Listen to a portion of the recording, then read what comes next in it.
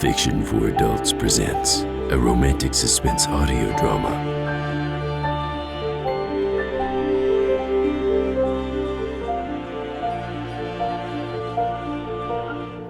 Because reality is overrated.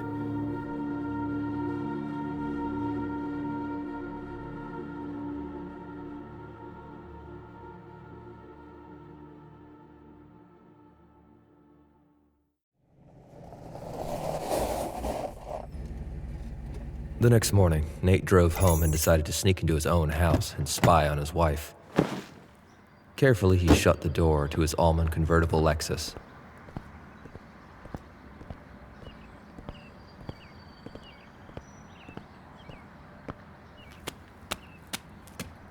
When he entered the 6-digit security code, a soft hiss emanated, but the thud of the deadbolt retracting didn't resound.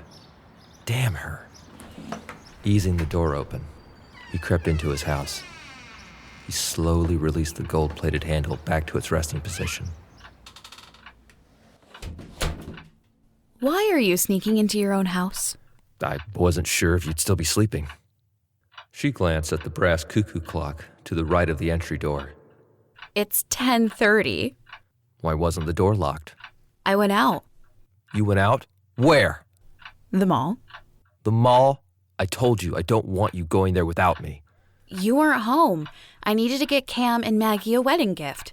He held up a finger. First, never, ever go to the mall without me. I've only said this 100 times. She turned and walked towards the living room. He stormed after her. I'm talking to you. And I'm listening. I'm sensing this is going to be a long one, so I want to get comfortable. She sat in the middle of the pale yellow sectional. Continue. Second, Yes. always, always keep the doors locked at all times of the day. He held up a third finger. And third, Third? at least pretend to take what I'm saying seriously. What makes you think I'm not taking you seriously? Just a hunch. Well, I am taking you seriously. Already you're putting my third request to good use. He held up a fourth finger. Fourth? Enough. Jeesh. He sat beside her. I worry about you. I know. That's why I put up with you. That's sweet. He slid his fingers through her short blonde hair, tucking a strand behind her ears, framing her face with his hands. He gave her a quick kiss. How was your night with the girls? Oh, fine. We played Monopoly for about an hour, then watched the DIY Network. They had a great show on how to make a diaper cake. What the heck is a diaper cake? Never mind. You're in an uncharacteristically good mood. Seems that a night out with your friends did you some good. Maybe. He suddenly realized that he never once thought about Sean Jr. while at the bachelor party. He felt a pang of guilt for letting the grief go, even for one evening. He shook the thought from his mind and smiled at Tilly. She gave him a sidelong look. Some sexy stripper light your fuse? No stripper. He helped her to her feet. Jags mentioned you girls might have gotten a stripper, but I set him straight. Never! Cute. He led her up the grand spiral staircase. Nate, you really are acting strange. A man wants to make love to his wife, and that makes him strange. We don't have time.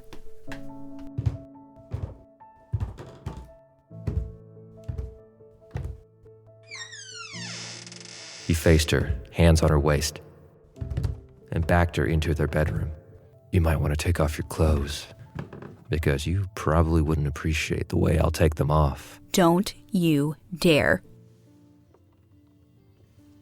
That same strand of hair fell forward, draping in front of her right eye. Unaware or uncaring, she continued to glare at him. God only knew how much he loved her. Her family, friends, co-workers, all clueless. Even Tilly couldn't have known. Only God understood. He'd been praying to God to give him some understanding, some relief from the pain, some forgiveness for her. He didn't know what. And God had answered that prayer. because all he felt right now was humility. Do you have any idea how happy you make me? There was a devious smile on her beautiful face. Maybe.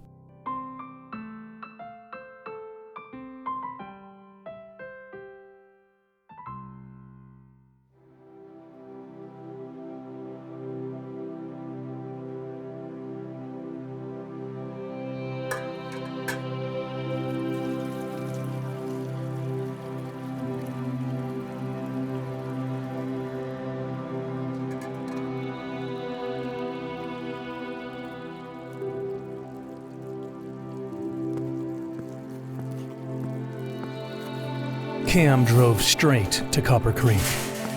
Last night was the first night they hadn't slept together in 4 months. Cam's body craved her, needed her. He walked to the back of the restaurant and found Maggie in the office, working on the computer. Hey. You scared me. Please don't ever do that again. What the hell are you wearing? Is that one of my cooking shirts? It was a late night with the girls, and I've been here since 8 doing payroll. A cotton white tee draped down her body, almost reaching her knees. Are those my boxers? She pinned him with narrow eyes and flipped him off. I'm a little grumpy. Really? You're grumpy. I can think of a better word. I'll drop kick you if you say it. I'd like to see you try. I've done it before. I can do it again. You're not referring to that hike we took, because if you are, we both know I let you beat me. Okay. Keep telling yourself that if it helps you sleep at night. He leaned over her shoulder. What are you doing? Not that it's any of your business, but I'm sending Star an email. Hey, this is your wedding day. You shouldn't be here. Karina's on her way. I just wanted to finish the back of the house schedule for the next week. He nibbled on her neck. That ticklish spot, right at the collarbone. Quit it. Ignoring her protests, he nudged his way back into that sensitive crook that, with the slightest touch, always made her squirm. Cam, quit it. With her hand splayed over his face, she pushed him away. I am not in the mood. He slipped his arms under hers, pulled her from the chair, and pressed her back against the wall, his body tight against hers. I just need a minute. Just what every girl likes to hear. Why should you care? You're not in the mood. He unzipped his jeans, slipping his hands under her shirt. He tugged on the boxers, but his little Hellcat had tied the excess waistband into a knot. Cam? Of course she had. Otherwise, they never would have stayed around her tiny waist. I like you wearing my clothes. Okay? You're much easier to strip down, but don't ever wear them out of the house again. Let's keep that our little secret. He caressed her breast through the thin white tee. I can see your nipples. You're for my eyes only. Get me? Cam ignored the would-be intruders. She fumbled with the clasp of his jeans while he pushed her shirt above her breasts. His mouth came down on her nipple, and she moaned. Oh, I know. He swatted her clumsy hands away, pulled his cock through the slit of his boxers, and tugged her boxers down her legs. He slid her up the wall, bringing their heights even. With her back against the wall, her legs around his waist, he cupped her ass and plunged inside of her. I could have sworn I heard talking. Let's just get the line set up. They made love more times here than in their own bed. And since she tended to get vocal when they were together, Much of the staff were aware of their lovemaking, but he didn't care. In fact, he preferred everyone knew how well and how often he loved this woman. He'd overheard too many conversations among the cooks and male servers regarding his wife's anatomy and, needless to say, was not happy about it. Cam trailed kisses down Maggie's neck. "You're going to come for me." Her fingers nodded through his thick black hair. His lips came down on hers, and she moaned again. "Baby, I love you." He covered her mouth with his own, drowning her cries of pleasure. He held her tight and waited until the tension eased from their bodies. The muscles in his legs trembled. He had to sit down before he collapsed. With his cock still buried inside of her and her legs wrapped around him, he shuffled to the chair and sat down. Gently, he lifted her off of him and sat her across his lap. Her smile pressed against the side of his neck. We're getting married today. Yup.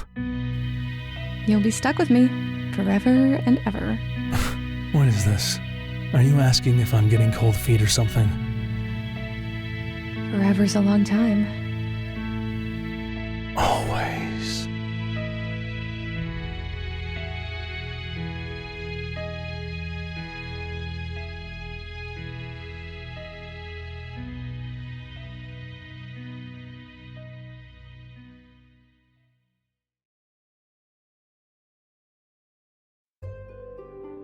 The wedding was held at St. John's Methodist Church in Houston.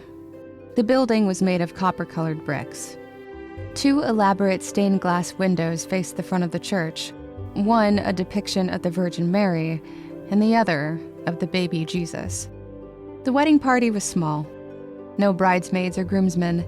Tilly was the matron of honor, Star the maid of honor, and both Jags and Ajay served as Cam's best men. And of course, the adorable Bree served as flower girl. Maggie felt the church's own rustic antique beauty was all the decoration that was needed, so the decorations were kept simple. A large green bow was tied to the end of each pew. 2 extravagant flower arrangements were set at the front of the church. Lavender freesia, yellow yarrow, purple miniature carnations, and purple spray asters. The frills and lace on Bree's apple green gown made her look as big around as she was tall. Ajay wore a classic black tuxedo with a green vest. You look very handsome. He gave Tilly a sexy smile, his eyes roaming the length of her petite body, where the green silk dress hugged in all the right places. You don't look so bad yourself.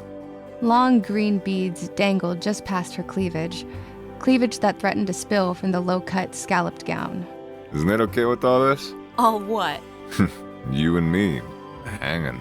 He's not here. He had an emergency call. He'll be here later.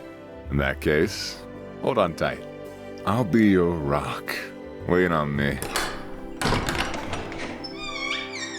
Bree looked back at her favorite uncle. You're up, pretty girl. Go on.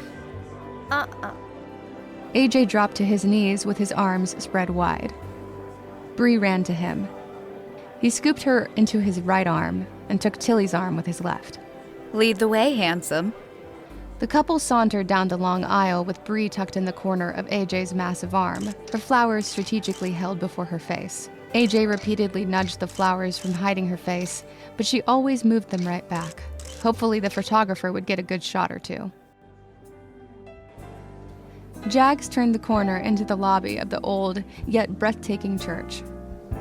Star turned into the lobby from the opposite corner, wearing the same sleek gown as Tilly, with the same green beads dangling over her chest.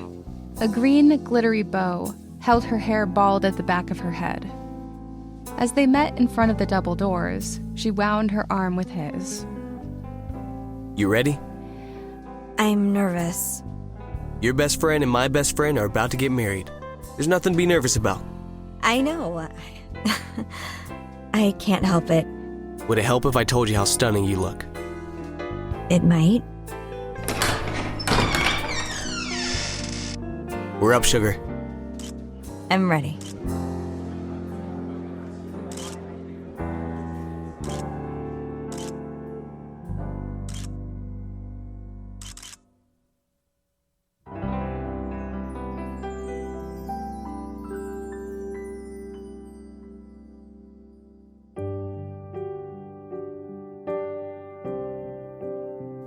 Maggie and her father approached the double doors.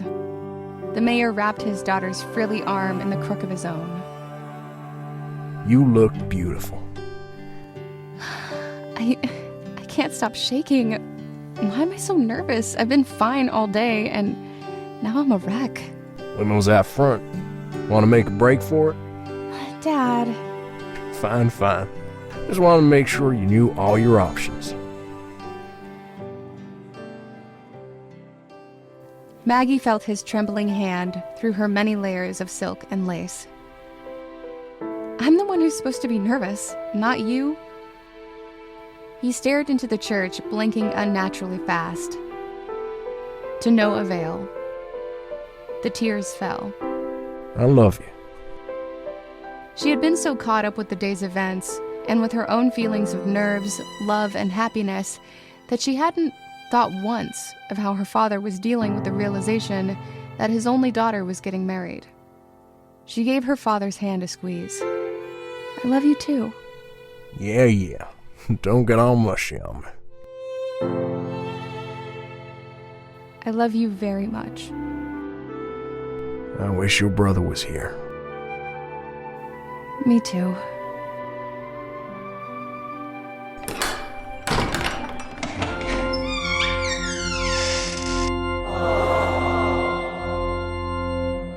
Let's get this show on the road. Shall we? Maggie.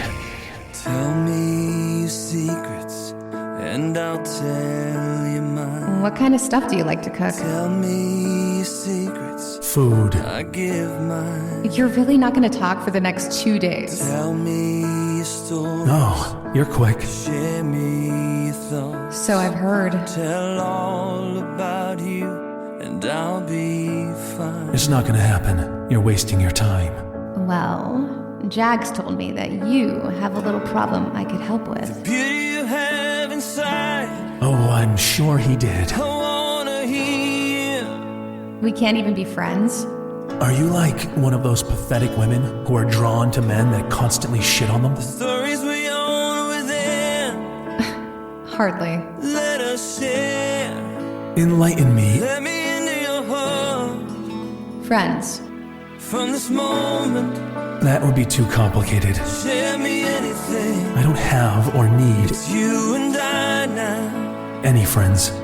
If you want. Oh, why does it have to be complicated? From this moment. How about just friends with benefits? There's no silly game. I don't work like that. It's you and I now. Are you afraid you might actually start to like It's me? you and I. You might find this hard to believe, but I don't fuck. I make love. Tell me your secret. And since I don't love you, friends with benefits is not an option. Is that clear enough? Tell me your worries, and I'll tell you mine. I'm not a nice guy. Mine is to not be with you. Why are you not a nice guy? Tell me your secret. What I can't figure out Say you are mine. is why you would lie. Allow me to be in your life. I suppose you could be trying to scare me off, but that still doesn't explain why you want to scare me off. The beauty you have inside. Is it so hard to believe I wanna hear. that I'm just not attracted to you? Well, yeah. The stories we own within. Let us share. Let me into your heart. Here, take my hand. You and me tonight. It's you and me tomorrow. It's you and me forever. Kim, kiss me. Forever.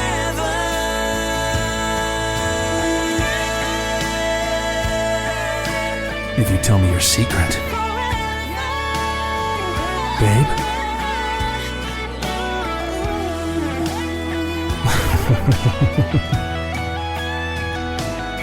From this moment, What are you afraid of? tell me anything. It's you and I now. I don't want to hurt you. If you want it. From this moment, I've never... there's no silly games. It's you and I now. had a guy for a friend. You and I. It was a long time ago. I'm fine. Tell me your secret.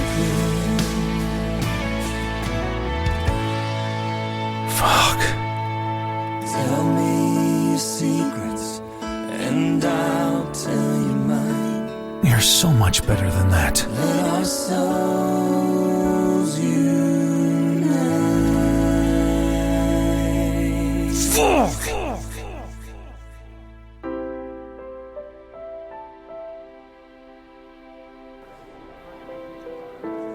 At the front of the church, Jags jogged to a room off to the side, swept his arm across his chest, and stepped aside to let Cam pass. Cam's hard expression remained firm when he took Maggie's hand from her father. She smiled, hoping to ease the tension in his face, but his mood never altered. Swallowing her tears back, she reminded herself that today was her wedding day, and she was just being emotional, and her imagination was getting the best of her. She scolded herself for being too much of a girl and reading too much into his dark and lifeless eyes.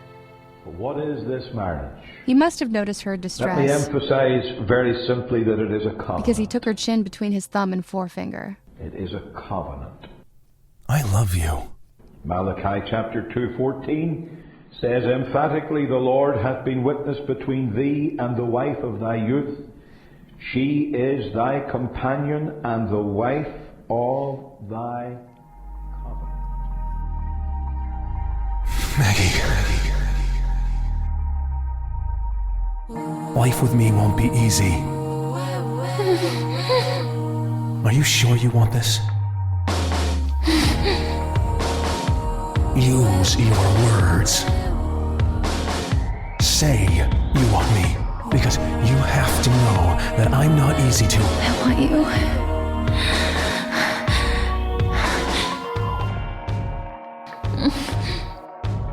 I'm fucked in the head. Please, baby. I never thought I'd say this. Shut the fuck up. I need this. I need you. No condom. Why? Because I'm the last man you'll ever be with.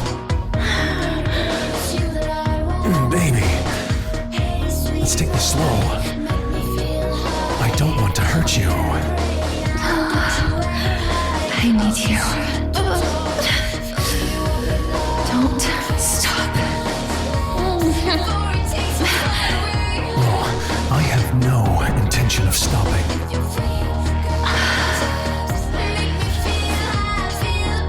You're strangling my dick.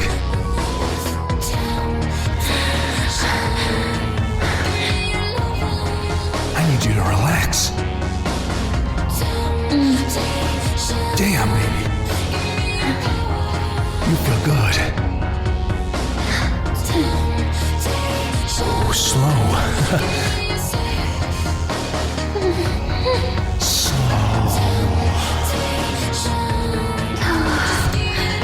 I need you. You have to believe me. I think... Don't think. Well, what's the problem?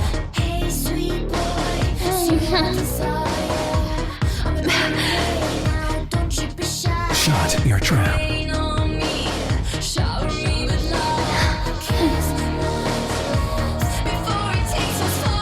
Take your time, baby. I'm not gonna hurt you. You like that? My little Hellcat.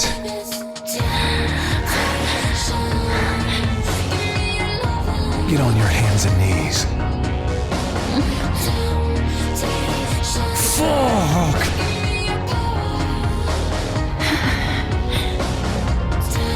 What are you doing to me? I don't know what you mean. Don't play games. I'm not playing a game. If you want to fuck, just say so.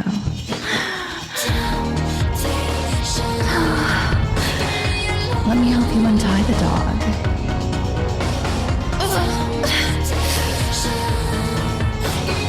You can't tell me the last time we were together didn't ease some of your tension.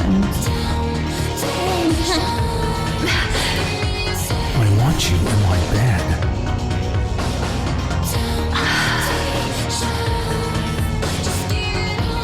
Take your clothes off. Faster. I'm not in the mood to be teased. My little fireball. You want to play. You are fucking killing me. I love you. Come here, baby. Fuck! Just give it up. So this is a covenant. What is a covenant? The minister began the marriage sermon, Simply, it is an agreement. which Maggie barely heard a word of. It is a holy She sensed Cam hadn't heard him either. that you have entered into voluntarily before God and by His authority. I love you. It is an engagement that you enter into and have no authority or right to break. Maggie.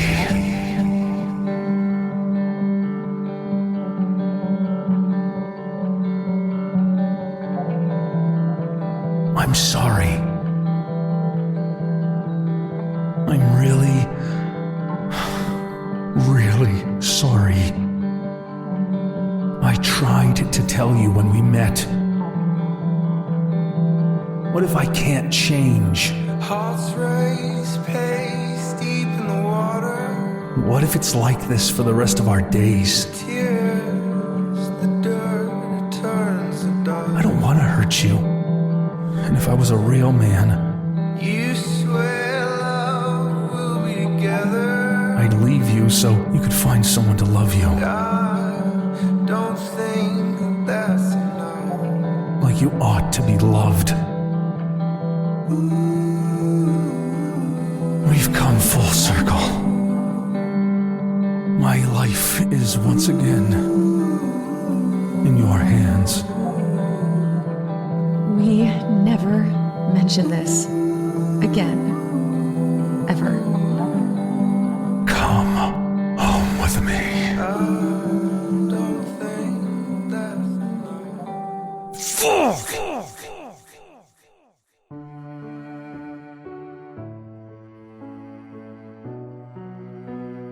Do you, Cameron Wolfe, take this woman, Margaret Stewart, to be your wedded wife, to have and to hold, from this day forward, for better, for worse, for richer, for poorer, in sickness or in health, to love and to cherish, till death do you part?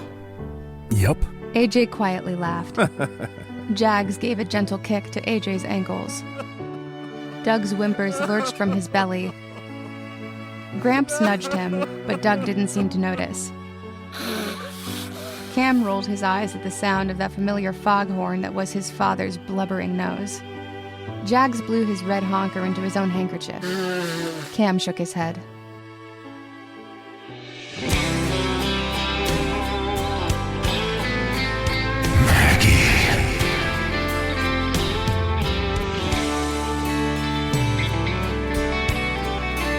We can't be friends anymore.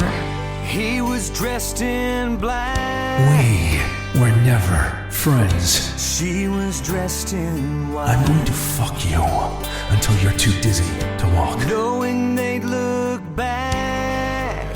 You're gonna let me. At this day all their lives. Do you want to know why you're going to let me? Nervously she said again. Because we're not friends. The vow that she'd rehearsed. We were never friends. But when the preacher looked at him, he surprised her with these words. It's you and me against the world. My love is unconditional. You get me like no other. Time's not enough. Talk to me. But I promise you, as we go through, You broke your promise. there's a great past ahead of us. I love you. Time will give them room. Things are just complicated right now, Cam. Love will give them wings. I will kill anybody who hurts you. It all begins with two If you love me, you won't do this. hearts exchanging rings. I'm doing this because I love you. As man and wife, they face the crowd. You have a warped sense of love. Seated in the church. And this is coming from someone who's never been in love. Hand in hand, they walk the aisle. That's when she repeats his words. This is my friend, Cam. My love is unconditional. He's the man I love. One lifetime's not enough. I should have told him so a long time But I ago. promise you, as we go through, Marry me. there's a great past ahead of us. You were thinking green. Gratefully they celebrate Anything but white. with family and friends. I love you. And anxiously anticipate We're getting married today. what lies ahead of them. Yep. When love is unconditional, You'll be stuck with me one lifetime's not enough. forever and ever. But I promise you, as we go through, Forever's a long time. there's a great past ahead of us. Yes, I promise you, as we go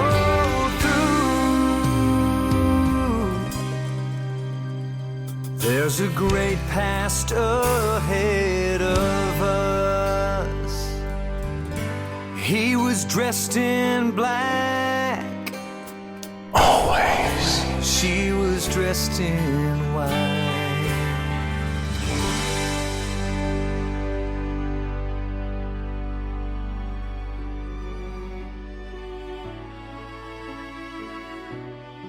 Do you, Margaret Stewart, take this man, Cameron Wolfe, to be your wedded husband, to have and to hold, from this day forward, for better, for worse, for richer, for poorer, in sickness or in health, to love and to cherish, till death do you part? I... Oh, God. I do. A weight lifted. The weight hadn't stemmed from doubts of marrying Cam, but from doubts of whether there truly could be a happy ending for her. Having a future with Cam seemed too good to be true. But it was true, because she just said, I do. Cam softly kissed her. I love you. Always.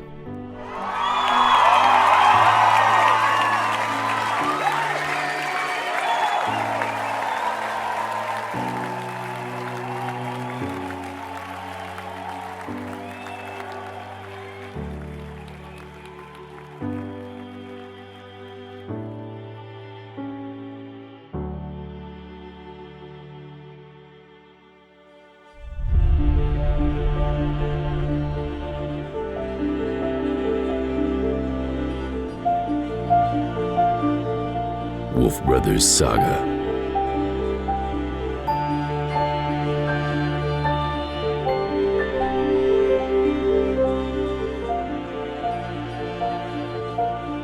FictionForAdults.com